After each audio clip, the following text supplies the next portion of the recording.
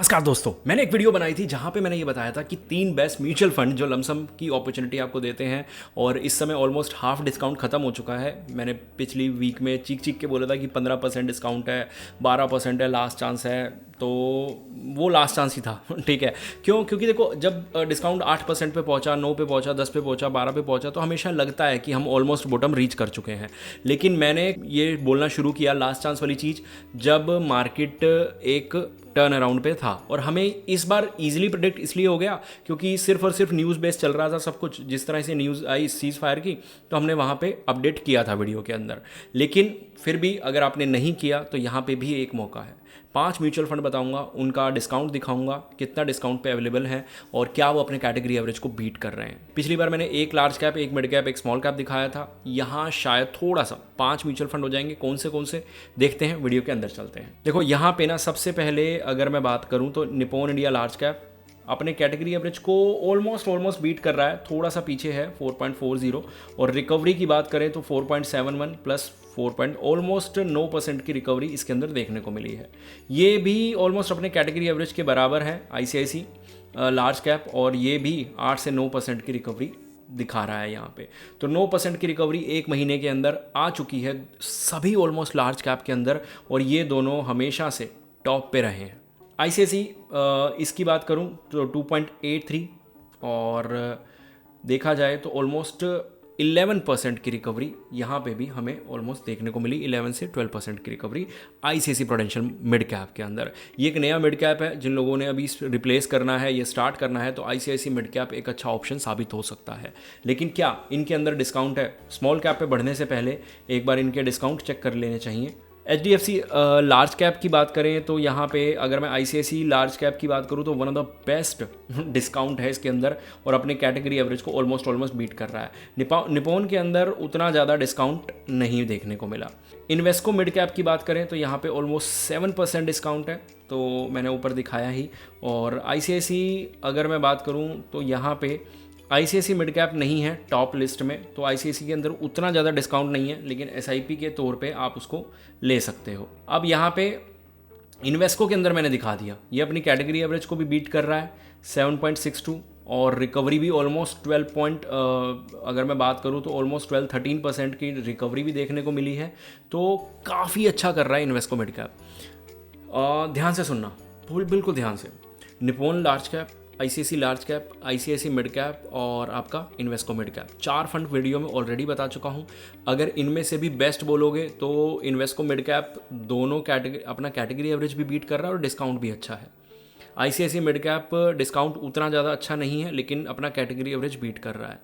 Nippon large cap okay है, लेकिन one of the most consistent fund है। ICIC जो लार्ज कैप है वो अपने कैटेगरी एवरेज को तो बीट कर रहा है, नहीं उस पर डिस्काउंट तो है, लेकिन अपना कैटेगरी एवरेज 0.08, मतलब ऑलमोस्ट अपने कैटेगरी एवरेज के साथ खड़ा है। Still one of the best fund है, कोई ऐसी बात नहीं है। तो यहाँ पे अगर अब मैं स्मॉल कैप की बात करूँ तो बंधन के बारे में लोग बहुत जानना चाहते हैं। 9.12, और मैंने बोला था वन ऑफ द बेस्ट है भाई। 13% की रिकवरी ऑलमोस्ट है, 14 मैक्स है, 13% की रिकवरी हमें इसके अंदर देखने को मिली है। और क्या इसके अंदर डिस्काउंट है बंधन के अंदर?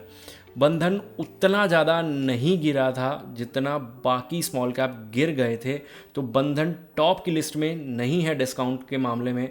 तो शायद अगर मैं बोलूं कि हम वो बात करें कि नहीं हम यहाँ पे लमसम कर सकते हैं, इसके अंदर कर सकते हो, लेकिन क्योंकि रिकवरी बहुत तगड़ी दिखा रहा है, लेकिन उतना ज़्यादा डिस्काउंट नहीं हमें देखने को मिला। देखो डिस्काउंट का ना फ़ायदा तब होता है जब रिकवरी उसी स्पीड में हो रही हो जिस पेस में फंड गिरा है।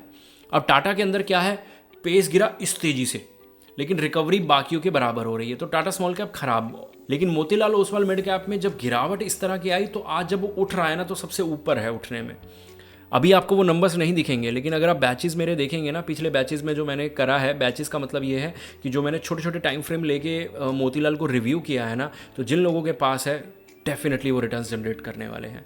और एग्जिट करने की सोच रहे हो या कर रहे हो तो क्या ही बोले। अब जिन लोगों के पास टाइम या नॉलेज नहीं है इतना एनालिसिस करने की, स्क्रीन पे नंबर है, मैं कह रहा हूँ इससे बढ़िया ट्रांजिशन नहीं हो सकता। जब आपकी मार्केट बियर रन से बुल रन की तरफ बढ़ रही हो और यहाँ पे आप एसआईपी स्टार्ट करें या किसी एडवाइज़र को हायर करें क्योंकि आपके पास टाइम नहीं है, आपको कोई एक्सपर्ट चाहिए, तो मैं कह रहा हूँ इससे बेटर डिसीजन नहीं हो सकता। लेकिन सिर्फ उन लोगों के लिए जिनके पास टाइम या नॉलेज नहीं है। क्योंकि बहुत से लोग ज्ञान देने आ जाते हैं कि सर ये चीज़ ऐसी है, वो चीज़ ऐसी है। आपके पास टाइम है, करो यार, नॉलेज मैं दे रहा हूँ, सीखो। फिर अगर टाइम है दुनिया जहान का तो सीखो ना, तो कोई मना नहीं कर रहा है ना। तो प्लीज़ इस चीज़ को अलग अलग रखा करो। अगर सर्विसेज की ज़रूरत नहीं है तो वीडियो पे पूरा फोकस करो, प्रमोशन को स्किप कर दो। लेकिन अगर आपको लगता है कि यहाँ पे आपको ज़रूरत है तो इस नंबर पे अपना SIP अमाउंट ड्रॉप करो। अब DSP स्मॉल कैप की बात करूँ, ये भी रिकवरी अच्छी दिखाई इसने 2.6 के बाद ऑलमोस्ट बात करें तो 12.5% की रिकवरी है। और क्या DSP में डिस्काउंट है? हमें DSP में भी उतना ज़्यादा डिस्काउंट हमें देखने को नहीं मिला।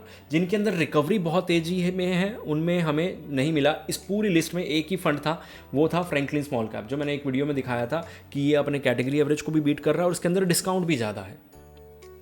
ठीक है, मेरे क्लाइंट्स के पास है तो मैं प्राउडली बोल सकता हूँ कि मेरा ये डिसीजन बहुत अच्छा साबित हुआ। क्यों? जो जितना शार्पली गिरेगा उतना शार्पली अगर वो आपको रिटर्न्स निकाल के दे रहा है तो SIP में भी ज़्यादा रिटर्न बनेंगे और लमसम में भी। तो यहाँ पे मैंने आपको कितने फंड बता दिए। अब यहाँ पे मैं आपको वो वैल्यू फंड बता देता हूँ, बंधन वैल्यू फंड ऑलमोस्ट 7% के डिस्काउंट पे है। जितना भी आपने लमसम पिछले कुछ समय में किया होगा या अभी भी कर रहे हैं तो बेहतरीन है। ICICI वैल्यू फंड हो गया, ये 2 ही वैल्यू फंड लगा लो अभी। तो मैंने इस वीडियो में आपको 2 वैल्यू फंड बता दिए। ठीक है, फ्रैंकलिन मिड कैप बता दिया, DSP बता दिया, बंधन बता दिया, कितने बता दिए मैंने आपको? 2 large cap, 2 small cap, almost 2 large cap, 2 mid cap, 3 small cap और 2 value fund. Almost no mutual fund मैंने आपको इस वीडियो के अंदर बताए जो आपको आने वाले समय में हेल्प कर सकते हैं। नो के नो लेने की ज़रूरत नहीं है। मैंने बार बार बोलता हूँ वीडियो एजुकेशनल कंटेंट है तो इसको एज अ एजुकेशनल कंटेंट ही लो। नो चीज़ें बताई हैं तो 1 या 2 जो भी समझ आ रहा है आपके पोर्टफोलियो की रिक्वायरमेंट के हिसाब से, अगर नया पोर्टफोलियो बना रहे हो तो वो आप डिसीजन ले सकते हो कि आपको इनमें से कितने ऐड करने हैं। ठीक है, क्योंकि सिर्फ एक एनालिसिस के बेस पे पूरा पोर्टफोलियो बना लेना बेवकूफ़ी है। बाकी एनालिसिस के बेस पे one of the most consistent fund देखो, कोर फंड देखो, एक सीखो कि पूरा पोर्टफोलियो बनता कैसे है और फिर उसके बाद एक अच्छा सा पोर्टफोलियो बना लो। इस लिस्ट में से आप 1 या 2 म्यूचुअल फंड पोर्टफोलियो में रख सकते हैं। होपफुली आप समझ गए होंगे। मिलते हैं अगली वीडियो में।